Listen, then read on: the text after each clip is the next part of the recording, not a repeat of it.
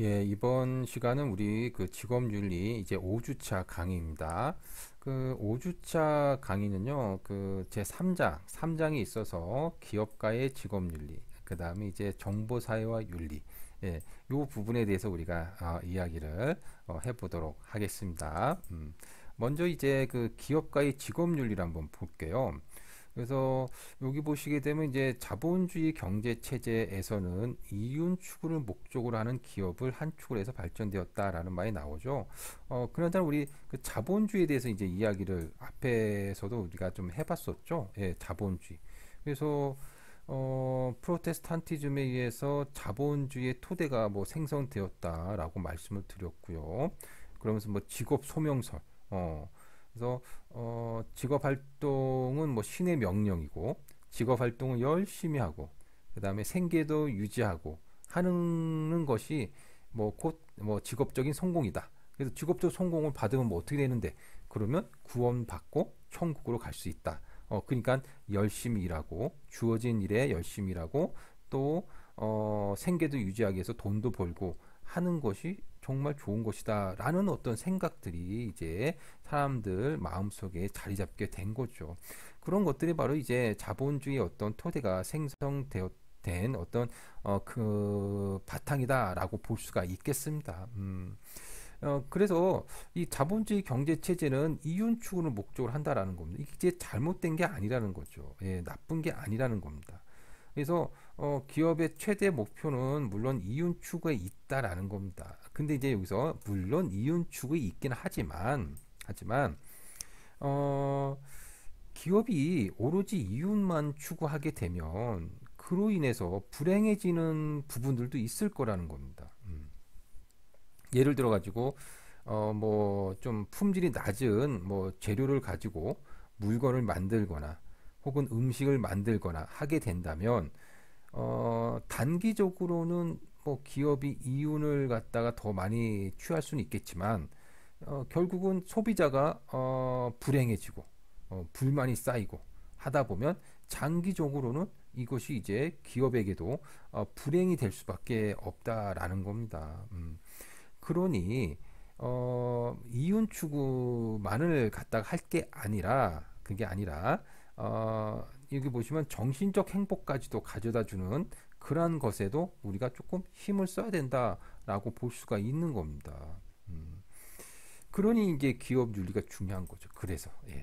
자 여기 보시면 그래서 기업 윤리라고 하는 것은요 그 비윤리적인 방법에 의한 이윤 추구 행위를 적절히 규제 혹은 순화시켜 준다라는 겁니다.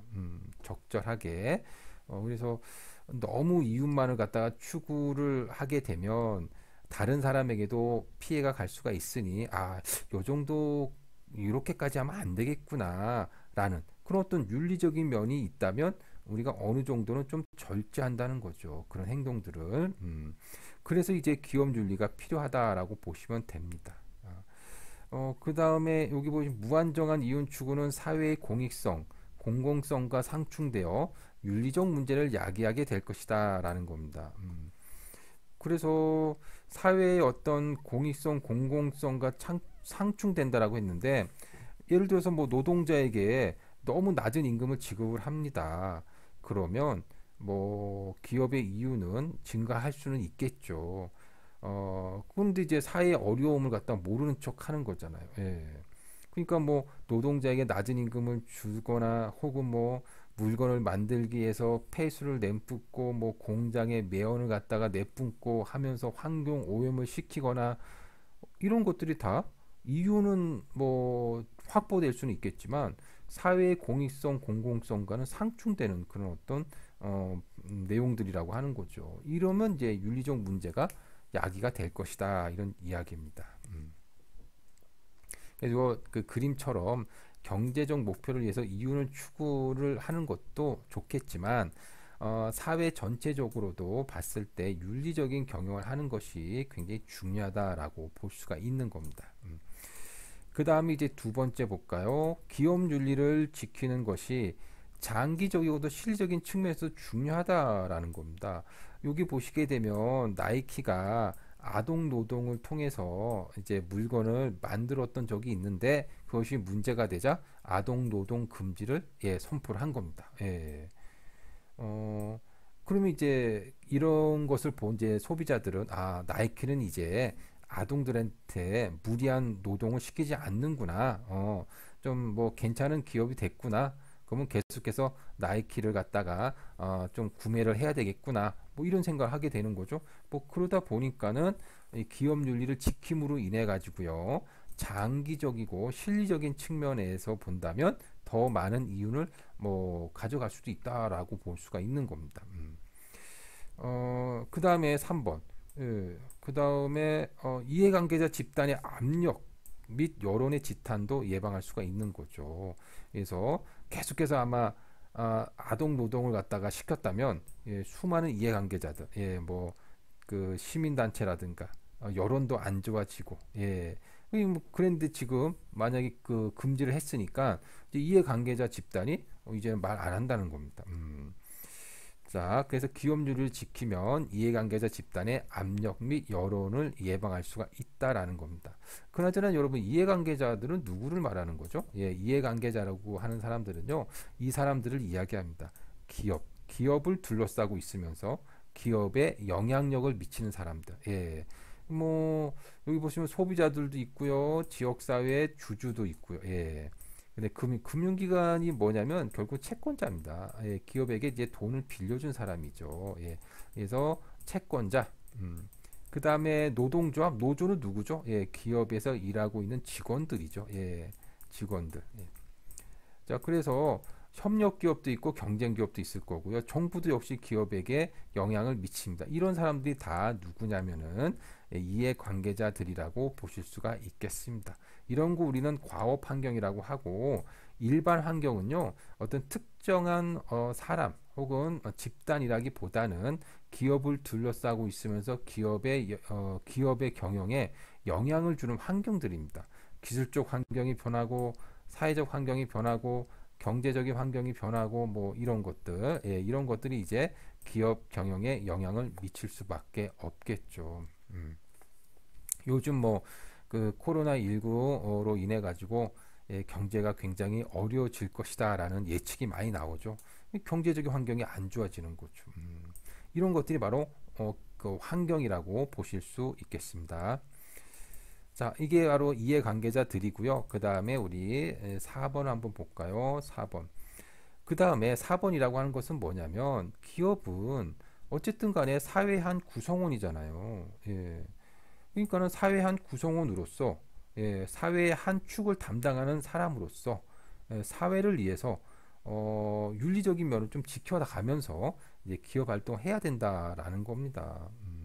그래서 기업이 사회의 인정을 받아서 계속 기업으로 발전하려면 기업 윤리를 준수해야 한다는 거죠.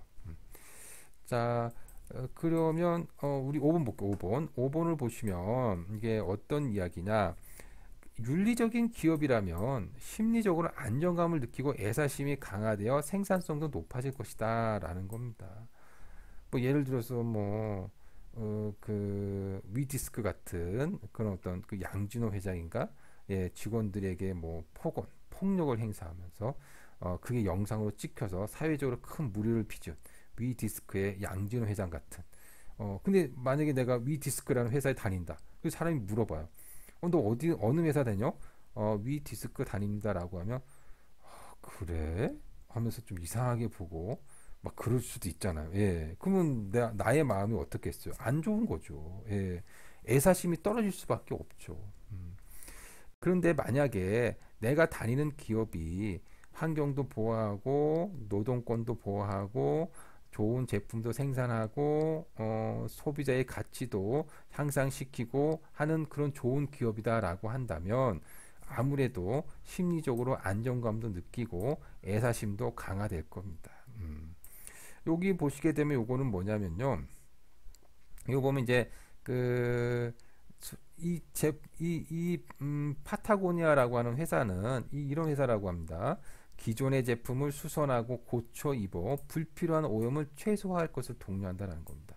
여기서 보시면 사지 마세요. 이거 뭐 이런 식으로 되어 있잖아요. 사지 말고 예, 고쳐서 입고 뭐 하시라 뭐 이런 이야기입니다.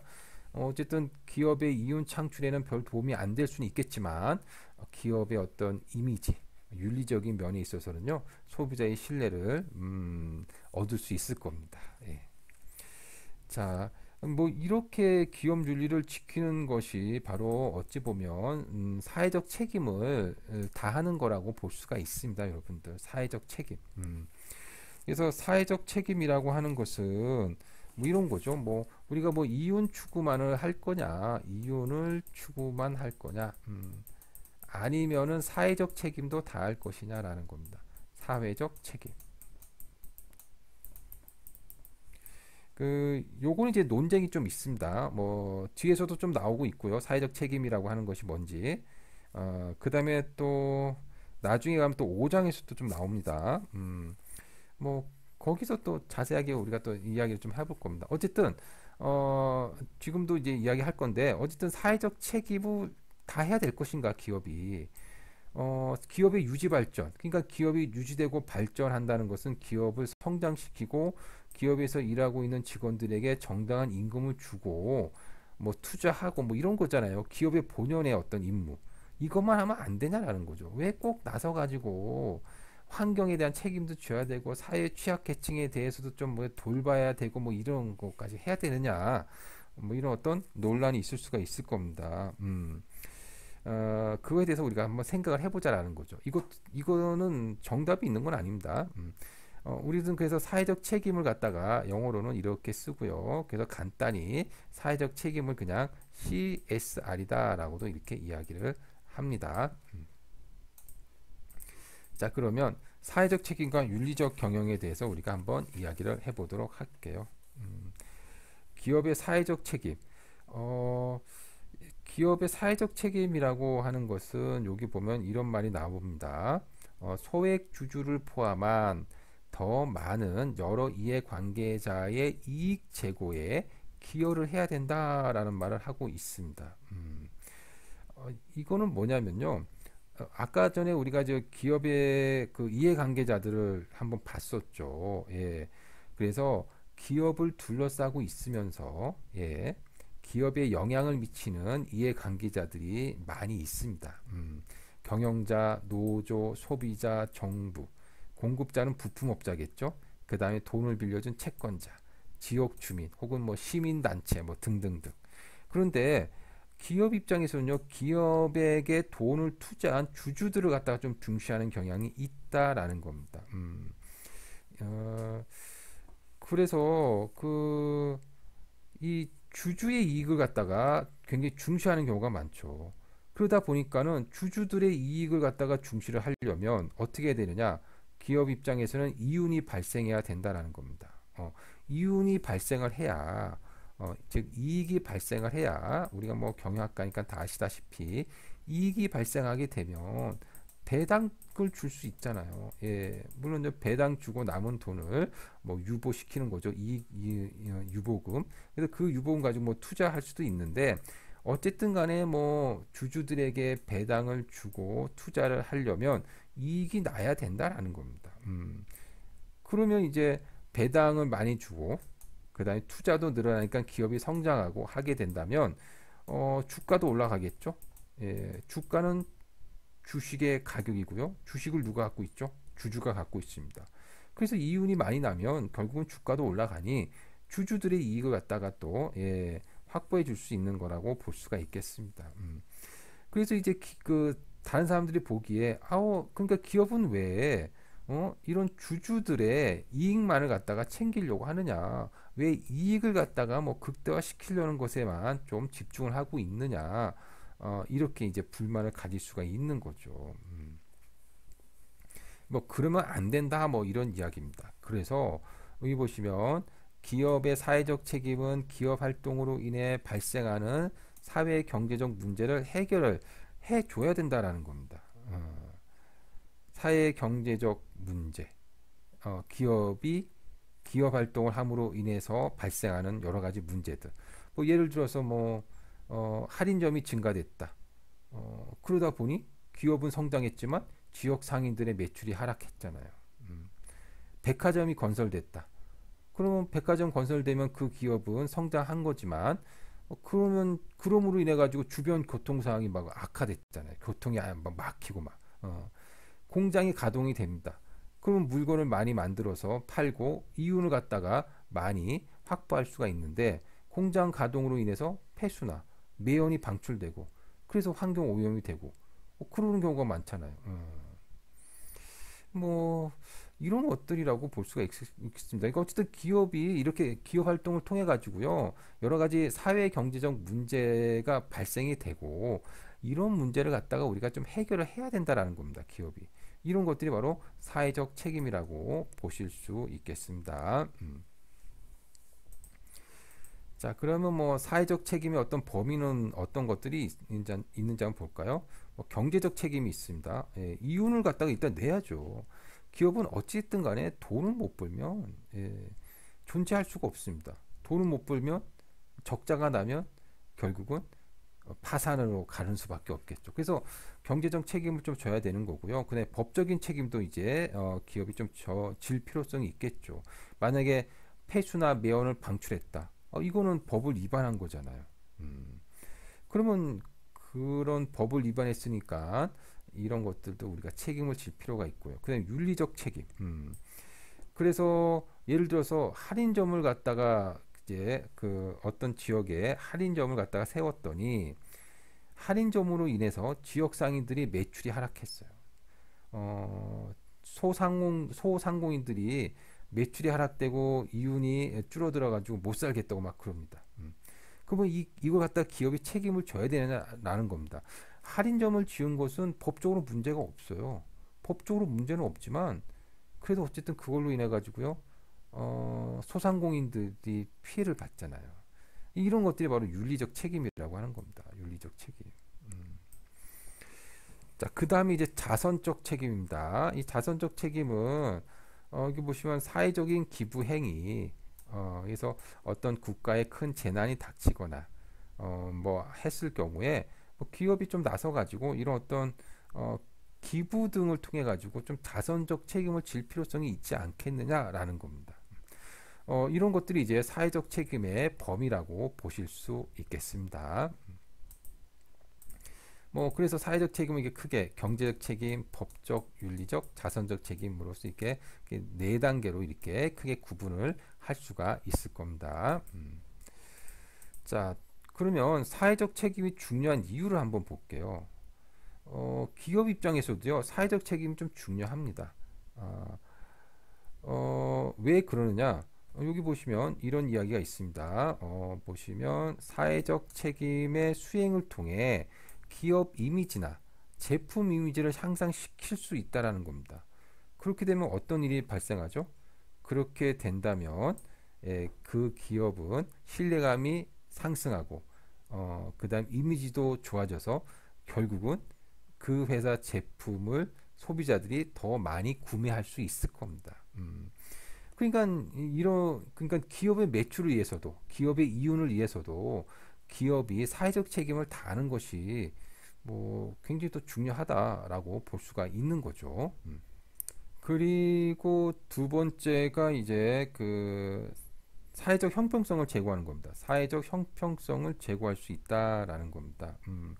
그래서 기업은 좀 어렵지만 경제가 안 좋지만 고용을 유지해주고 그 다음에 그 기업으로 인해 가지고 매출이 하락된 소상공인들을 좀 도와주고 뭐 이렇게 함으로 인해 가지고요 사회적 형평성을 좀 제고할 필요성이 있다라는 겁니다. 잠깐 여기 보시면 여기 이제 그 빌 게이츠 사진이죠. 예, 마이크로소프트의 창업자 빌 게이츠 누구나 다 아시는 분이죠. 예, 이분이 또 굉장히 기부를 많이 하는 걸로 알고 있습니다. 뭐 그동안 기부한 것만 글쎄요, 막 20조가 넘어간다는 소리도 있던데 정말 돈도 많이 벌었지만 어쨌든 기부도 많이 하는 걸로 봐서는 좀 대단하신 분이다 이렇게 생각이 듭니다. 자, 그 다음에 3번 볼게요. 3번은 뭐냐면요. 사회 경제 전체 효율성을 향상시켜 경제적으로도 이득이 된다라는 겁니다. 그러니까 기업이 사회적 책임을 다함으로 인해 가지고요. 어, 이해관계자들로부터 뭐 시민단체나 혹은 정부나 혹은 노조나 혹은 소비자 이런 이해관계자들로부터 쓸데없는 오해를 사지 않는다라는 겁니다. 어, 그래서 오해를 사지 않고 우호적 관계를 유지할 수 있음으로 인해서 그 낭비적인 비용이 안 들어간다는 겁니다. 그러면 이제 효율적이 되는 거죠. 괜히 사회적 책임을 안 하게 되면 사람들이 어떤 비난이 쏟아지고 저 기업 혹시 뭔가 법을 위반한 거 아니야? 뭔가 좀 그 감사 들어가야 되는 거 아니야? 뭐 이런 식으로 오해를 받을 수도 있다는 겁니다. 그러면 이제 비용이 많이 들어갈 수밖에 없겠죠. 그 다음에 4번 4번 같은 경우는요. 그 경제적 이익 동기만을 우선시하지 말고 경제적 동기와 사회적 욕구 즉 사회적 동기가 쭉 균형을 이룰 수 있다 이런 얘기입니다. 사회적 책임을 우리가 다하게 된다면 그럴 수 있다라는 거죠. 자, 그 다음에 이제 사회적 책임의 서로 다른 견해를 볼게요. 뭐 사회적 책임을 다하자라는 것을 적극 찬성하시는 분들도 있지만 꼭 그럴 필요가 있을까? 이런 생각을 하시는 분들도 있다라는 거죠. 왜 그러냐면요. 간단하게 한번 본다면 여러분들 그나저나 기업을 둘러싸고 있으면서 기업에 영향을 미치는 사람들이 바로 이해관계자라고 말씀을 드렸잖아요.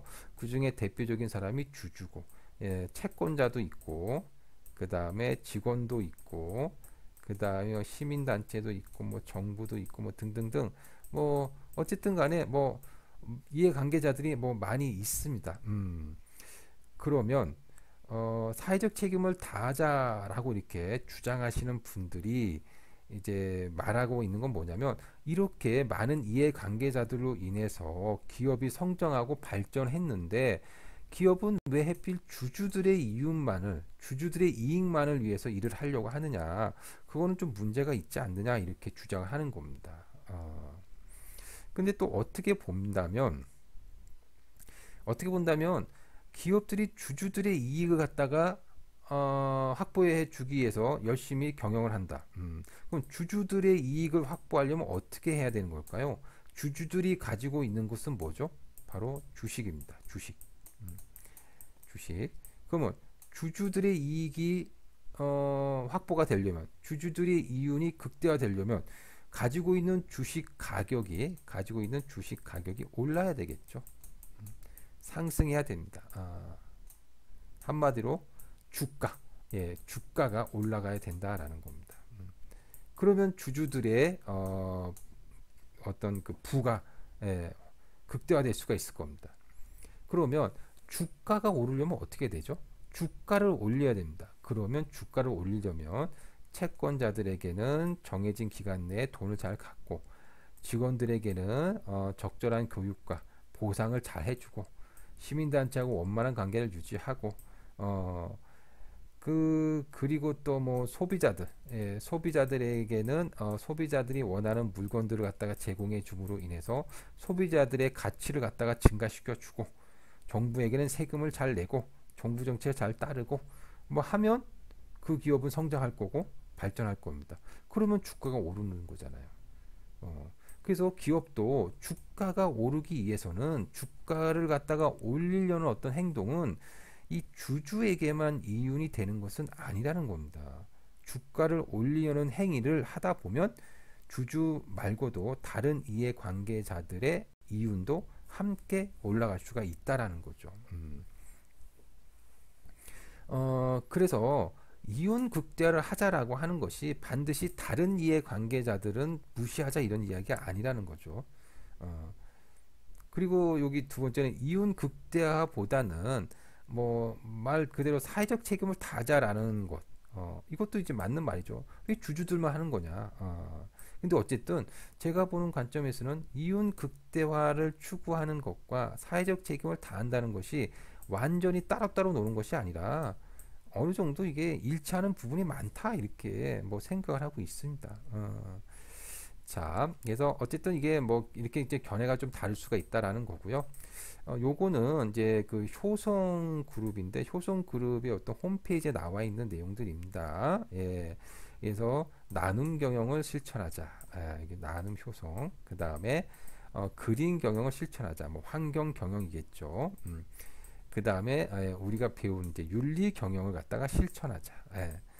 그 다음에 뭐 중소기업가의 동반 성장을 하자. 뭐 이런 것들입니다. 뭐 이런 것들이 바로 이제 효성이 추구하는 사회적 책임의 어떤 내용들이라고 볼 수가 있겠습니다.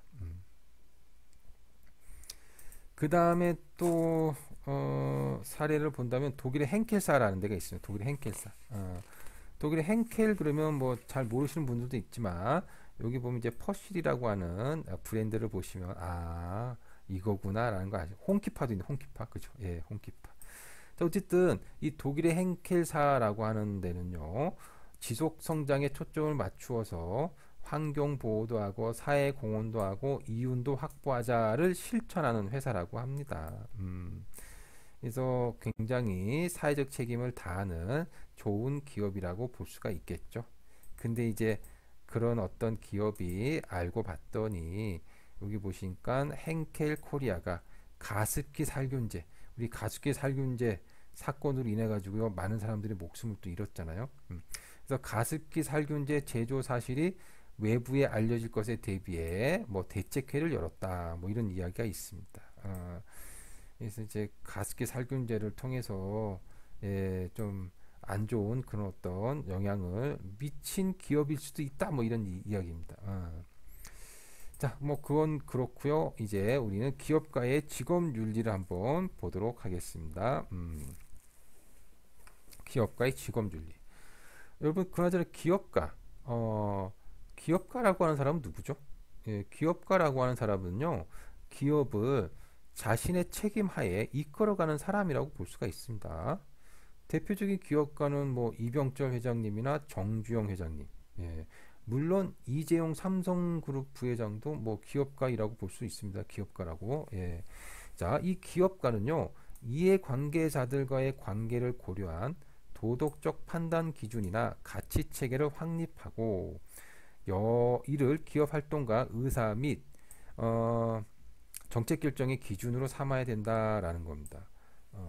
그러니까 이 이해관계자들과의 관계를 좀 고려를 해야 된다라는 말이 있습니다. 예. 그러니까 아까 우리 이해관계자들 봤잖아요.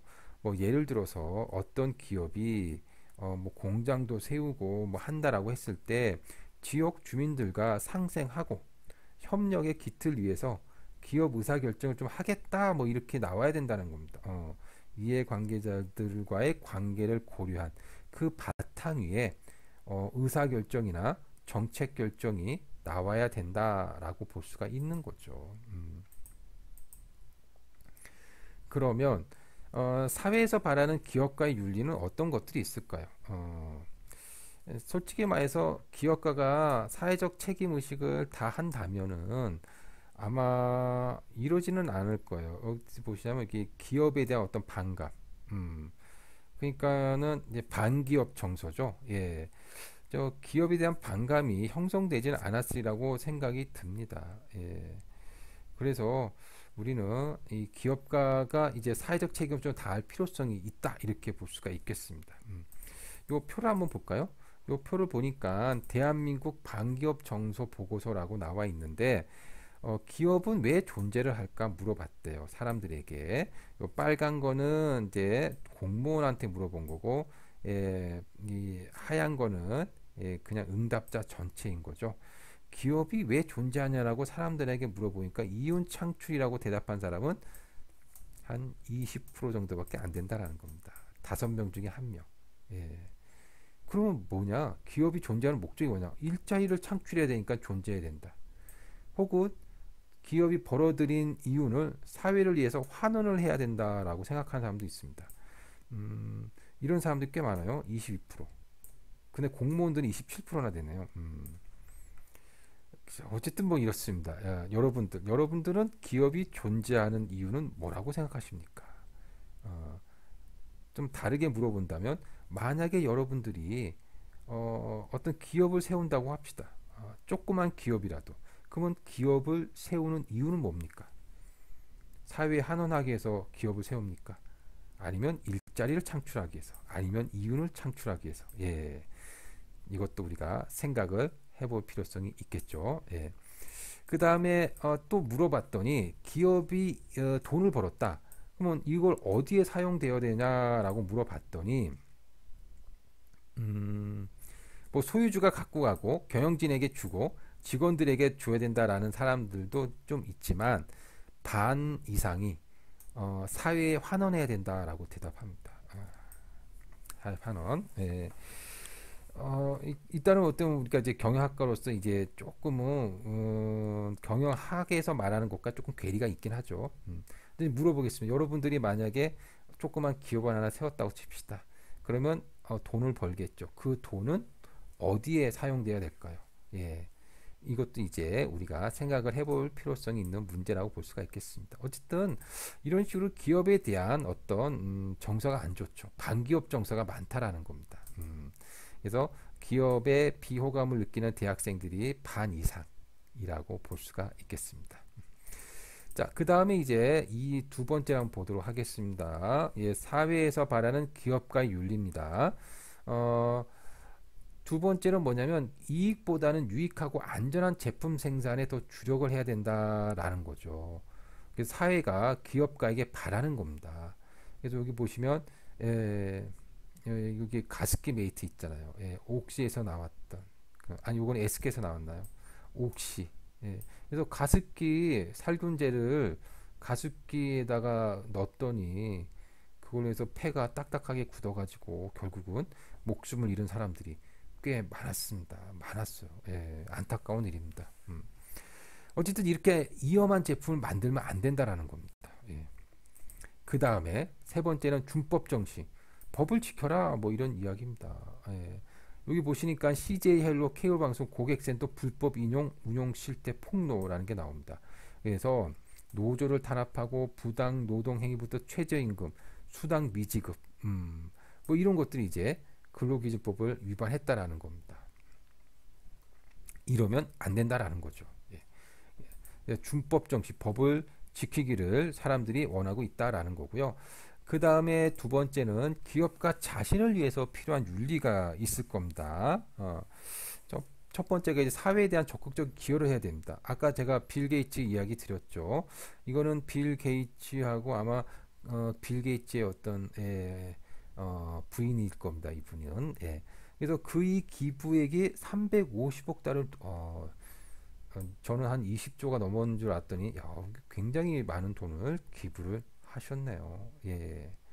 어쨌든 그렇습니다. 그동안 기부한 돈만 41조가 넘어갔다 이렇게 나오네요. 어쨌든 사회에 대한 적극적인 기여를 하고 해야 된다라는 거고요. 그 다음에 두 번째, 주주보다는 피고용자를 존중하고 배려하는 태도가 좀 필요하다라는 겁니다. 주주는 물론 기업에게 투자를 한 사람이긴 하지만 피고용자를 갖다 좀 존중할 필요성이 있다 이렇게 볼 수가 있겠죠. 그 다음에 윤리 경영을 좀 해야 된다. 뭐 지금 계속해서 말하는 게 바로 윤리 경영이잖아요. 이윤에만 집착하지 말고 좀 공동체를 갖다 좀 생각할 수 있는 뭐 그런 어떤 경영을 좀 해야 되지 않겠느냐 뭐 이런 이야기입니다.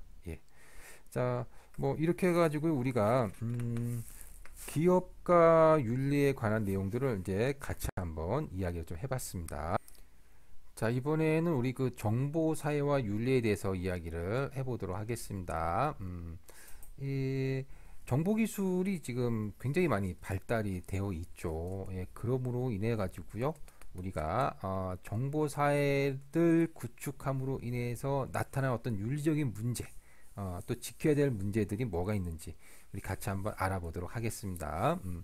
먼저 이제 정보기술 발달로 인해서 나타난 변화를 살펴보면 긍정적인 측면도 굉장히 많이 있죠. 보시면 인간들의 삶이 상당히 편리해졌잖아요. 지금 우리가 이렇게 학교를 안 가도 온라인 강의를 통해서 수업을 듣고 할 수 있게끔 됐다 이런 얘기입니다. 그 다음에 두 번째는 시공간의 제약을 탈피했다라는 겁니다. 지금 이렇게 온라인 강의를 듣고 있는 지금 이 순간에도 시간과 공간에 제약이 없이 강의를 듣고 있다라는 겁니다. 그 다음에 세 번째, 사회 참여 기회가 확대가 되었습니다. 그래서 뭐 그 인터넷이나 뭐 SNS 등을 통해 가지고요, 우리가 이제 여러 가지 나의 의견도 제시할 수가 있고, 그 다음에 뭐 뭐 청와대 국민청원 같은 것도 할 수 있고 뭐 이렇게 사회 참여 기회가 확대가 되었다라고 볼 수가 있겠죠. 그다음에 두 번째는 다양성을 인정해주는 분위기로 좀 전환되었다라는 겁니다. 어, 근데 요건 이제 제가 생각하기에는 뭐 그럴 수도 있고 뭐 아닐 수도 있을 겁니다. 예. 그래서 다양성 있는 의견이 많이 제시되는 거는 맞지만 그런 다양성 있는 의견들을 수용을 하고 그럴 수도 있겠구나 라고 하는 그런 분위기도 있지만 뭐 아닌 경우도 많더라고요. 예. 그러니까 좀 소수 의견이 나오거나 생각이 좀 다르면 그 상대방을 배척하고 막 공격하고 뭐 이런 경우도 많이 있긴 하죠. 자, 그 다음에 이제 5번 볼게요. 정보기술을 통해서 전문적인 지식을 많이 배우게 됩니다. 예. 뭐 유튜브 같은 거를 보게 되면 우리가 이제 만약에 이런 어떤 온라인 시스템이 없는 상황에서라면 굉장히 접하기 어려웠던 지식들을 보고 배울 수 있다라는 겁니다. 예.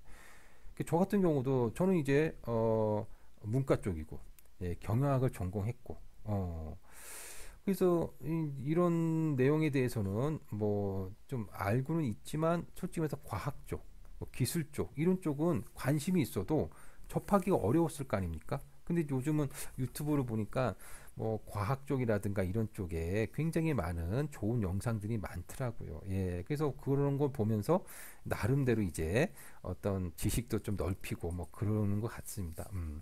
자, 5번 전문적인 지식을 많이 배울 수 있다 이런 이야기고요. 긍정적인 측면도 있지만 부정적인 측면도 물론 있겠죠. 예, 그래서 보시니까 사생활의 침해가 늘어날 수밖에 없습니다. 예.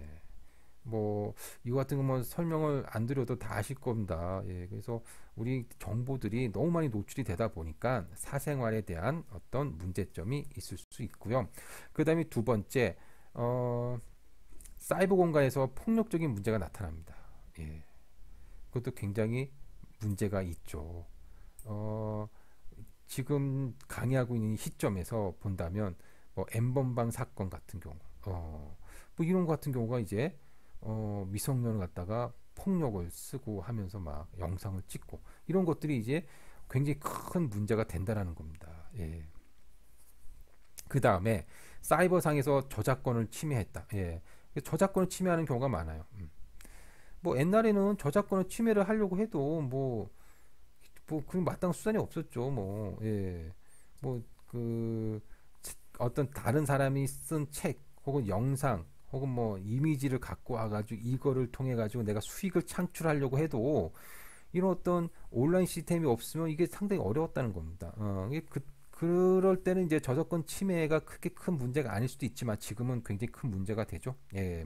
그래서 저작권 침해, 즉 지적 재산권 문제가 예, 굉장히 큰 문제가 되고 있습니다. 지금 유튜브 같은 경우도 남이 만든 영상을 함부로 사용하거나 그 다음에 이미지를 도용하거나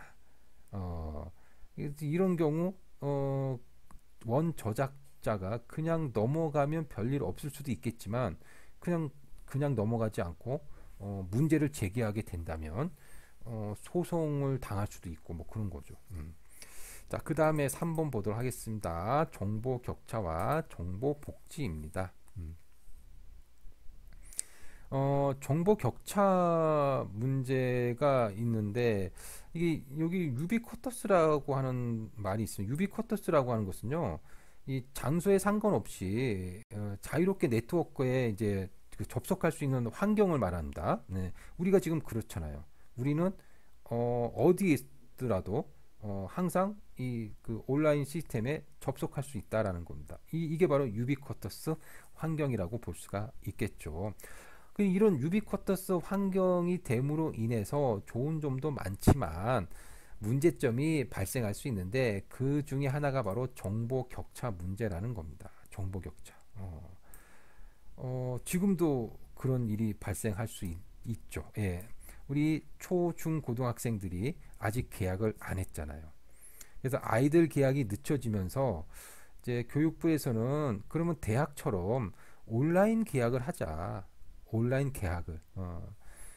그러면 문제가 없을 수도 있는데 문제는 이제 온라인으로 들어라라고 했더니 누구는 아주 좋은 그 어떤 기기를 가지고 있어가지고 아주 쉽게 접속을 해가지고 선생님의 말씀도 잘 듣고 하는데 누구는 스마트폰도 없어가지고 제대로 듣지도 못하고 하는 그런 경우가 생길 수 있잖아요. 예.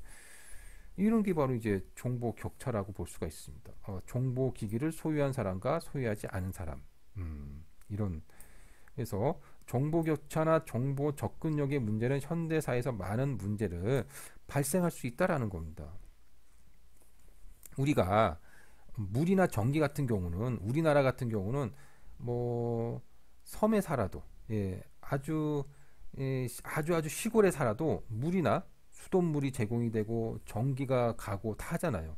그래서 우리나라는 어디에 살든지 간에 물이나 전기는 다 보장이 된다는 겁니다. 하지만 정보는 어떤가요? 그러지 않을 수 있다는 거죠. 그래서 이런 어떤 정보통신 서비스 같은 경우도 이제 보편적인 서비스로 인식을 하고 정부가 좀 제공을 할 수 있도록 해야 된다라는 겁니다. 이런 게 바로 어떻게 보면 이제 정보 복지라고 볼 수가 있어요. 정보 복지. 예. 그래서 이 정부가 이런 어떤 정보통신 서비스를 갖다가 이게 제대로 이제 전달을 못 해주면 어떤 사람은 그 정보를 몰라가지고 손해를 볼 수도 있다라는 겁니다.